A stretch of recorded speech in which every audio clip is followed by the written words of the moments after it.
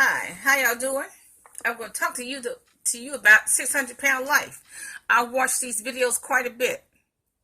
Why? Because I'm fascinated by the human aspect, the human behavior. What is connected to being 600 pounds? I submit to you they're 600-pound babies. Okay, I've been studying health and nutrition for 30 years. Okay, but look, I watch these videos quite a bit from start to finish.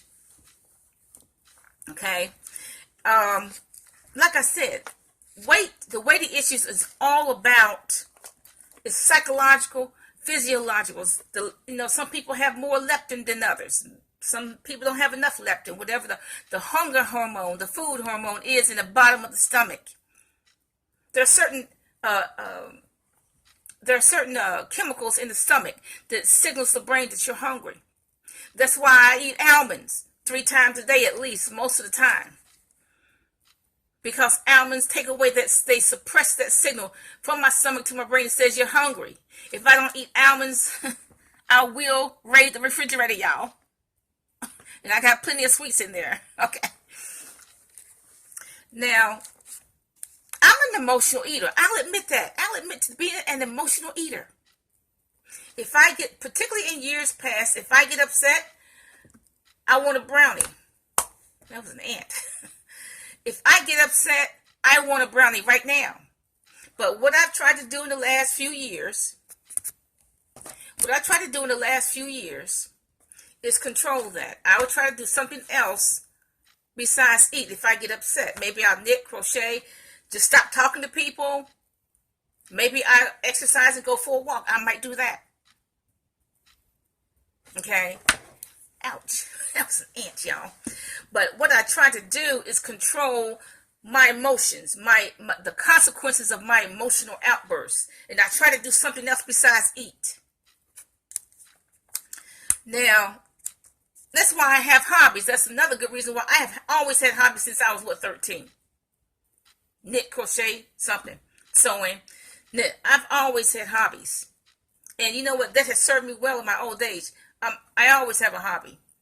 Now, the Bible says if you are a person given to appetite, put a knife to your throat. What does that mean? You got to do something desperate.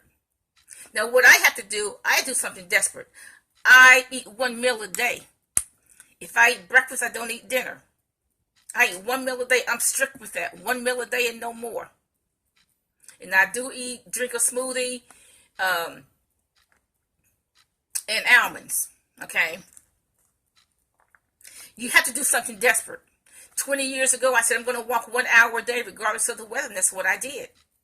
I walked 1 hour a day, whether it was snow, sleet, or rain. No matter what the weather, I walked 1 hour a day. I took, 1 or 2 days off, maybe just 1 day off. But I walked every day. I am still learning about nutrition. I've been studying health and nutrition for 30 years. I am still learning about nutrition. I've had to change things, take things out of my diet. I used to eat dried raisins because I used to like to make granola, and the doctor told me dried raisins is high glycemic, carrots is high glycemic, all tropical fruit is high glycemic. So I can eat tropical fruit because it's natural, but I eat it in moderation. I probably cannot eat dried fruit hardly at all because it's very high sugar, high glycemic. But I like cakes, cookies, and pies. I have a taste for sugar. I'm going to admit that. You got to admit stuff when you have weight issues. You got to admit it. I admit I have a taste for sugar. I like to even look at the cakes and pies and cookies and donuts, Krispy Kreme, y'all. I like to look at them, even at the delicatessen. If it was up to me, I would have a plate full of cakes, cookies, and pies at night. But see, I know if I do that, I will wake up blind. I will probably go into a diabetic coma. If I eat like that, a plate of cakes, cookies, and pies at night, I'm going to wake up blind. At the very least, I will go into a diabetic coma. So I don't want to do that. Okay? So I just don't eat cakes, cookies, and pies. Do I have a taste for sugar? Yes. So if I have a taste for sugar, I eat about a teaspoon of cake. Or about a teaspoon of a cookie. Okay, because the taste for sugar is there. Okay, why do I have a taste for sugar? Well, in my family is alcoholics. Okay, so I have a taste for sugar. What is alcohol? It's fermented sugar. Okay, so you gotta admit that. I admit that I have a taste for sugar. I just don't eat it. The only candy I eat is chewing gum. Okay, so like I said, I personally, right now, I'm just eating one meal a day. And that one meal a day is just a little bit of meat. And the rest is vegetarian. My weakness is bread. Because I like bread, I bake bread. So what I might do is just eat bread once a week or once a month even. I don't know. I'm still working on that. Because I love me some bread, y'all. But I'm working on it. Okay. So one of the things, there are four, probably at least four that I'm counting, that these 600-pound people have in common is, number one, they like to be treated like a baby. They like people wiping their butt. Because that's what you do to a baby. Okay, they like people giving them a bath because they like all that touchy-feely stuff. They like people giving them a bath. They like people touching them and all that. You know, when I was in the hospital having my baby, I didn't want to leave the hospital because I was being waited on hand and foot. They brought my baby. They brought me food. It was nice. Okay. But they said, look, you got to leave. Okay. 3 days. You got to leave in 3 days. Bye. Okay. So I had to leave after 3 days. But I liked that. People waiting on me hand and foot. I didn't want to leave. I was hoping to stay at least 3 or 4 more days. Okay. But see, the 600-pound people like that. They like people touching and feeling and giving them a bath and wiping their butt. They like it. Because they like being treated like a baby.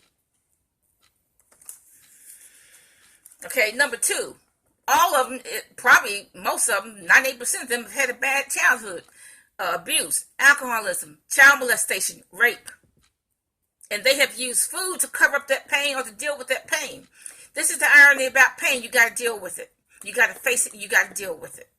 That is the whole irony about pain. You cannot eat your way out of that pain. Whatever pain you have, you cannot eat your way out of it. Food is not going to change your pain. So you got to deal with it. You better deal with it. Maybe you can deal with it through psychological counseling or whatever. Or reading books about it. And you know what? With these men who have their wives wiping their butt, I wish you would understand that's not the function of a wife. The function of a wife is not to wipe your butt. The function of a wife is not give your butt a bath. That's not even natural. Okay? These people, these 600-pound people, they make no effort to even decrease the amount of food they eat. Instead of having 8 pieces of bacon, they should have one. One sausage. And they don't even need gravy. And they eat like 2 cups of grits. And they don't even taste the food. They just stuff the food down their mouth. They just stuff it. They don't even taste it. They make no efforts to say, okay, I'm going to decrease this amount of food. They make no effort to say, look, I'm not going to even eat that food this morning. I'm just going to eat a carrot or a piece of celery. Number 4, they have made no efforts to educate themselves about food. I have been studying health and nutrition and exercise physiology for 30 years on my own. I've gotten every book, probably umpteen videos on health, and nutrition and physiology. I read every book except Dr. Phil. I read just about every book. I am still educating myself about food. I'm still putting some stuff out of my diet. It's an ongoing process. I think health and nutrition is an ongoing process. The reason, when I was growing up as a teenager, we didn't have a lot of food choices, but now there are a lot more food choices. I mean, you can take $5 and buy a complete chicken dinner now, but see, $5 would have bought quite a bit of food when I was a teenager. But I would suggest people with 600 pounds, please educate yourself about food. Please educate yourself on what is the best foods to eat, because your body is actually not going to respond to junk food. Your body only responds to natural food.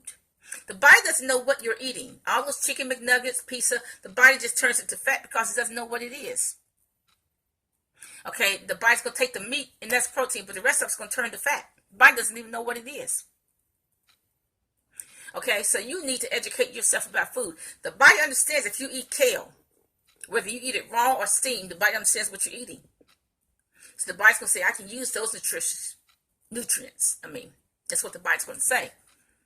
If you eat an orange, the body says, okay, I can use that orange. I can use those nutrients. The orange has vitamin C, antioxidants, etc. So I can use that. But your body can, if you eat an orange cake, The body's this is going to turn to fat, and it's going to put the sugar into the pancreas. The body doesn't even know what you're eating. The body only responds to natural food. So, personally, I try to eat as much natural food as I can. So the 4 things that 600-pound people have in common. Number 1, they like to be treated like a baby. They're 600-pound babies. Number 2, they all seem to have had, 90% of them seem to have had a bad childhood. Number 3, they make no efforts to even decrease their portions, to even change their diet from junk to wholesome foods. Number 4, they have not educated themselves about nutrition. And I would suggest if you're 600 pounds, if you're 300 pounds and up, I would suggest you educate yourself about food to find out what is the right food to eat. Have a nice day.